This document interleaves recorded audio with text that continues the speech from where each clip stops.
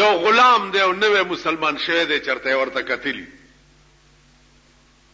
چې کتلی دی په دغه ورځ رسول الله صلی الله علیه وسلم رانجا چولی. رانجا چول سنت دی، د 200 مرضونو علاج دی. شات د 200 مرضونو علاج دی، پیغمبر ویلی دی. رانجا درې سلایان یو سترګه کې درې بل کې شروبم د خاینه کېو ختمه به په خای سترګې او زمونږ زمانہ کې رانجه خو څوکا چینا کچاوا چول دا داسې مردار خلق دی ورپورې خان دي نن خوده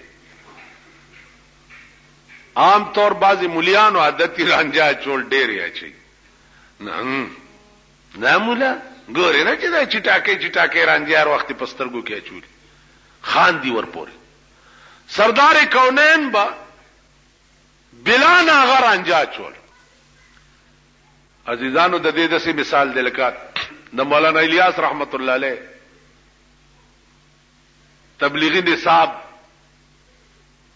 جمعتونو کې د الکان وای